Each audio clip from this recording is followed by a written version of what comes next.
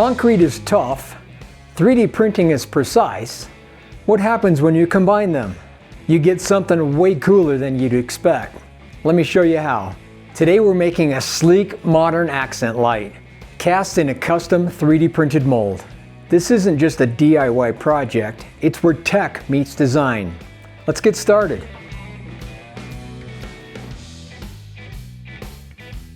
Welcome back to Timber West Design, where we talk timber, shade structures, and outdoor living. To build this project, here are the supplies you're going to need. You'll need some cementol concrete. You need a container to mix it in. You need a scale to measure out your concrete to water ratio. You're going to need a way to mix that. I love this drill mixer. You're going to need a mold. You're going to need some mold release. Then after the part's made, we'll need some primer, some top coat paint, some spot putty, some sandpaper. Then we'll need your light source, whether you choose a puck light or a string light. That'll get you going. So here's the design I came up with. Got these oval holes for the light to shine through. So this will be the concrete. We need to make an outer fourth mold, so that's going to be on this side. The way this pulls with these pockets, I'm going to need 4 of these, 1 on each quarter. Then we'll put a top on.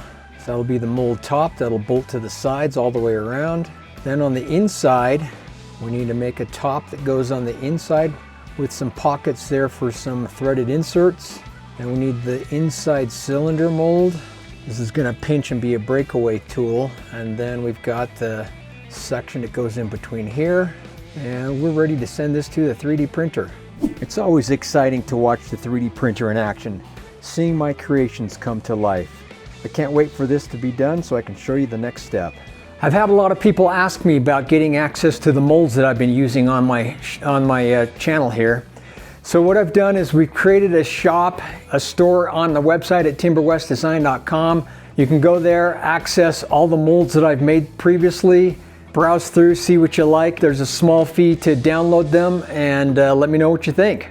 The molds are finally done from the 3D printer. These are a lot of molds. This is going to be a master class in split mold or breakaway tooling. So a couple of things that we're going to do differently on this one. I need some inserts put in here, and so what we're going to do is I'm going to take a soldering iron with a special tip, and we're going to melt these threaded inserts into these pockets because I cannot put a nut behind here. So we're just going to take this straight on here. I'm going to put a little bit of pressure on, let that insert heat up, and you'll know in a second when it just kind of starts sinking in. I want it flush with the top, and there we go. Let's do another one. Heat it up. They're knurled on the outside, quarter 20 thread on the inside. Okay, this section right here needs 2 inserts. Let's put one there, put one there. And we'll heat them up and sink them in. That'll work. One more, we're ready to go. I think that's deep enough. Yep, we're looking good. Okay, it's time to put mold release on this. And this is going to be a little tricky because you got lots of spots you got to make sure you have mold release on. And make sure you get it everywhere. We don't want too much, just enough. But you got to cover all the spots. So let's do that to all the pieces and we'll start assembling. Okay, so the outer section, I have 4 sections. I have the top. I sprayed these first. We're going to assemble this way because it's too hard to spray once it's assembled. The inner section over here, I'm going to assemble it and then we'll spray it. So let's assemble this outer section first. The main issue is just having access to the area to spray it properly. So we're just going to start putting this all together. Just hand tighten for now until we get all the pieces in, and then we'll snug them up. Make sure you put a washer on before you do the nuts because it'll mar up the mold. Okay, number 3 going in. This is going to be so cool. And the last piece. Okay, I'm going to wait to put these in until I put the inner section in, and then we'll tighten it all up. So let's talk a little bit about draft angle. So if you have an angle, the mold can pull away. You need 3 to 4, 5 degree draft and you'll get a decent pull.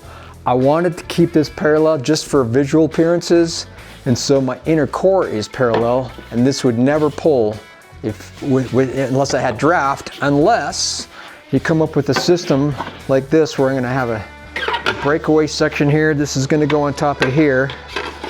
And the way it's gonna pull is this has draft on top, this will pull out, then this will squeeze and come out, and then I'll be able to just pop that, and that's the plan. So I put my bolts in here. I have my inserts. I'm gonna line this up, and then I've gotta take an extension tool, go in, tighten those all up, and let's get to that point. So that's what it looks like on the inside. So we got this top, this is gonna come apart, and then I've got this breakaway section right here. And this is just gonna go in here. So I've got the bolt here. This goes in this way and gets put in place. So I've got the inner section all put together. Now it's time to put mold release on it, and then I'm gonna set it on the inside of this outer section. I'm not gonna set it down all the way yet because I have these two little tabs I'm going to be putting on here to kind of just help keep the height at the right spot. Oops. That's why we have them. So these don't go anywhere. All right, now I'll tighten this up. I'll put the rest of this together and then we'll get some concrete going. So the instructions on the flow control say take about half your concrete, mix it with the water. So I separated some concrete out and I put the water in. You need to mix this, add the flow control, then add your last of your concrete. So we better follow the instructions.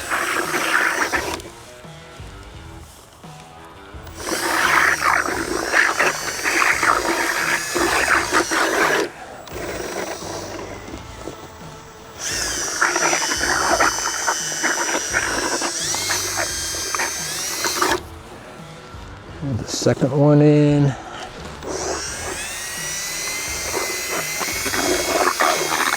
And the third one.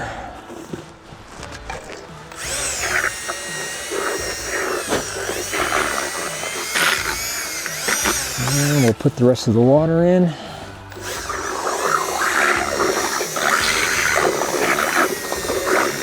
sure you get all the lumps out, make sure you get all the sides, get the bottom really well. So I don't trust myself pouring this into the mold like that. I'm gonna pour it into these silicone bowls just because I can kind of make a spout and control the pour a little bit better. Just like that. Okay, let's get the rest of that in there. Ooh, I see cement coming up the other holes. This is a good sign. It's like we got just the right amount. All right, looking good. Gonna tap this a little bit, make sure we don't have any air trapped in it. Got a little bit of leaking going on here, but I kind of expected that, so let's see how this goes. Are you struggling to get a good night's sleep? NuCalm is here to help. It's a breakthrough system that's designed to calm your mind and get your body ready for a deep, restful sleep. I use it every night. I put on this blackout mask with these built-in speakers, put it on, and go off into La La Land. I like to use the deepest sleep, the best sleep ever. Click the button, get ready for a great night's sleep. Sleep better, live better. Discover NuCalm today. I'll let this go overnight. I want to just make sure this is really cured well before we pull it, so let's see what happens. This is gonna be fun.